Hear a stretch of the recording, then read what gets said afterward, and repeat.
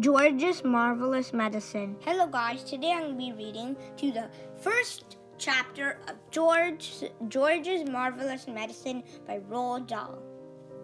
Okay, let's go on to the first chapter. The chapter is called Grandma. Now let's get going. I'm going shopping in the village, George's mother said to George on Saturday morning, so be a good boy and don't get up to mischief. This was a silly thing to say to a small boy at any time. It immediately made him wonder what sort of mischief he might get up to.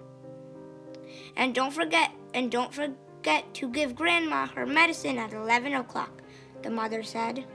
Then out she went, closing the back door behind her. Grandma, who was dozing in her chair by the window, opened one wicked little eye and said, "Now you heard what your mother said, George. Don't forget my medicine." "No, Grandma," George said, "and just try to behave yourself for once while she's away." "Yes, Grandma," George said. George was bored to tears.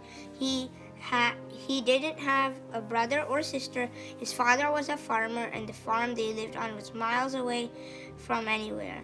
So there were never any children to play with. He was tired of staring at pigs and hens and cows and sheep. He was especially tired of having to live in the same house as the grizzly old crooning of a grandma.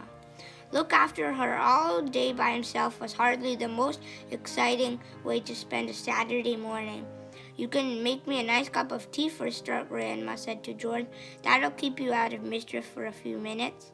"Yes, Grandma," George said. George couldn't help disliking Grandma. She was a selfish, grumpy old woman. She had pale brown teeth and a small puckered-up mouth like a dog's bottom. How much sugar in your tea today?" Grandma asked her. "1 spoon," she said, "and no milk."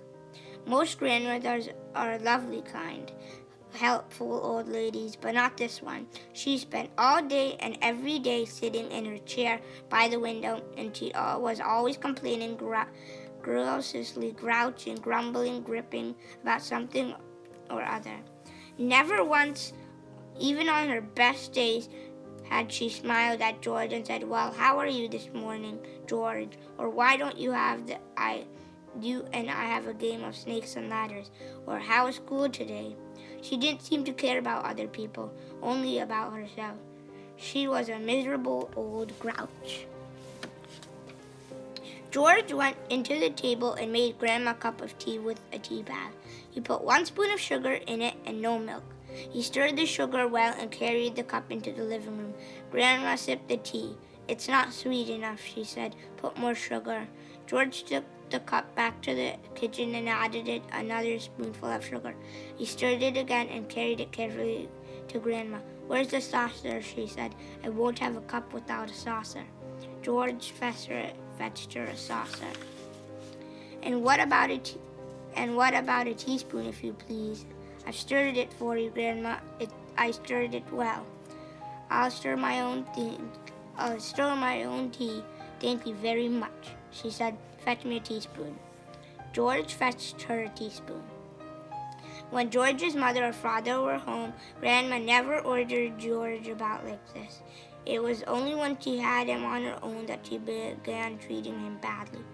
"You know what's the matter with you?" the old woman said, staring at George over the rim of those teacup with those bright, wicked little eyes. "You're growing too fast. Boys who grow too fast become stupid and lazy." "But I can't help it if I'm growing fast," Grandma, George said. "Of course you can," she snapped. "Growing is a nasty, childish habit." "But we have to grow, Grandma. If we didn't grow, we'd never be grown-ups." "Rubbish, boy, rubbish," she said. "Look at me. Am I growing?" "Certainly not. But you did once, Grandma." "Only very little," the old woman said. "I gave up growing when I was extremely small, along with all the other nasty childish habits like laziness and disobedience, and greed and sloppily and untidiness and stupidity. You haven't given up any of these things, have you?"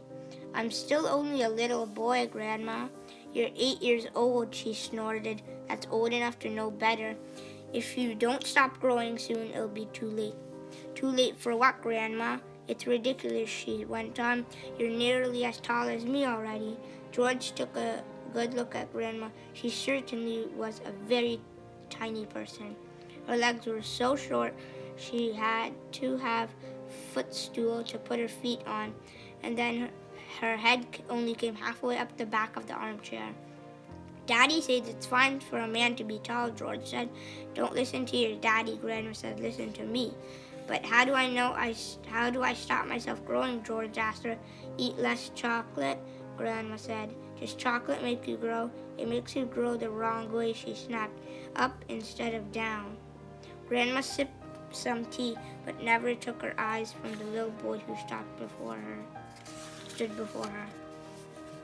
Never grow up, she said. Always down. Yes, Grandma, and stop eating chocolate. Eat cabbage instead. Cabbage? Oh no, I don't like cabbage, George said. It's not what you like or what you don't like, Grandma snapped. It's what's good for you, and that counts.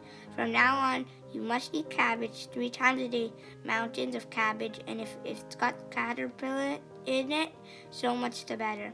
Ouch, George said. Caterpillars give you the brains, the old woman said. Mommy washes them down the sink, George said. Mommy's as stupid as you are, Grandma said. Cabbage doesn't taste anything without a few boiled caterpillars in it. Slugs too. Not slugs, George cried out. I couldn't eat slugs. Whenever I see a live slug on a piece of lettuce, Grandma said, I gobble it up quick before it crawls away. Delicious. She squeezed her lips together tight, so that her mouth became a tiny wrinkled hole. Delicious, she said again. Worms and slugs and beetly bugs.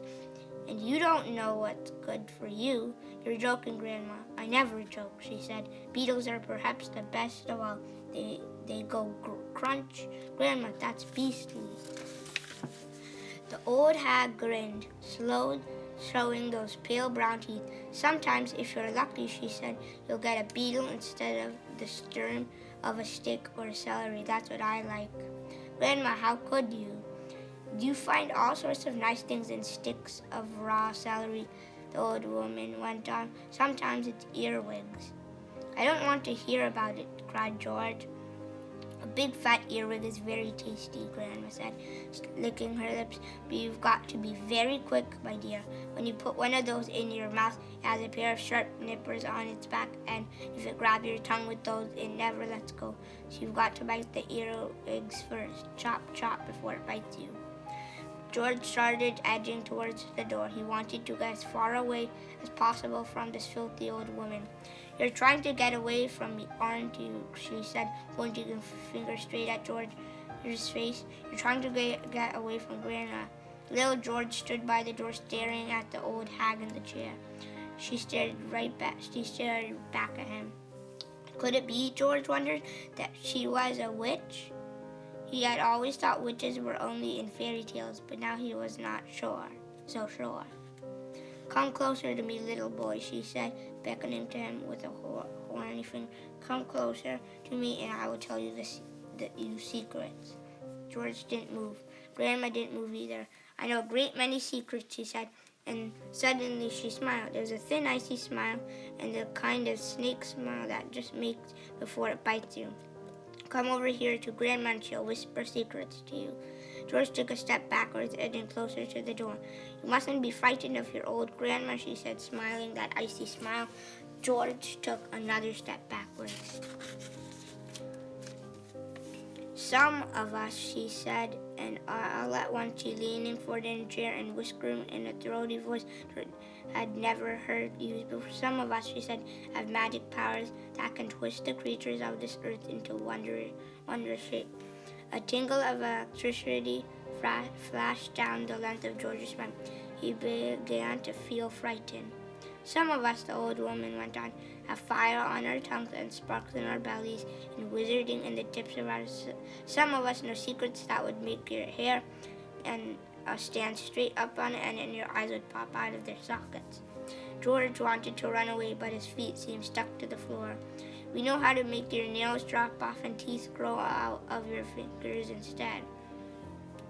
George began to tremble. It was her face that frightened him most of all, the frosty smile, the brilliant, unblinking eyes. We know how to have you wake up in the morning with a long tail coming out from behind you. Grandma, he cried out, stop. We know secrets, my dear, about dark places where dark things live and squirm and slither over each other. George made a dive for the door.